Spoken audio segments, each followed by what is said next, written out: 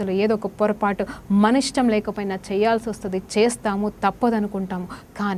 కానీ దేవుడు ఒక మాట చెప్తున్నాడండి, నీతిగా నిజాయితీగా మనం బతకలేము కాబట్టి యథార్థంగా బతకమని అడుగుతున్నాడండి. హల్లెలూయా. యథార్థ స్థితి, యథార్థ హృదయం అంటే దానికి దీనికి డిఫరెన్స్ ఏంటి సిస్టర్ అని మీరు అడగొచ్చు. నిజమే, అక్కడ అర్థం ఒకటే అండి.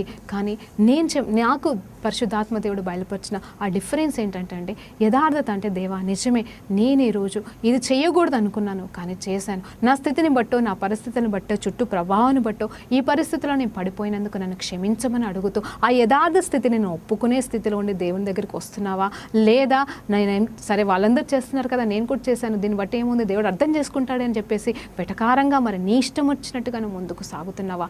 ఇదేనండి, నిజాయితీతో కోల్పోయావా లేకపోతే యథార్థతను కోల్పోయావా? నిజాయితీని కోల్పోయినా పర్వాలేదు కానీ యథార్థతను కోల్పోకూడదండి. హల్లెలూయా. దేవునికి మహిమ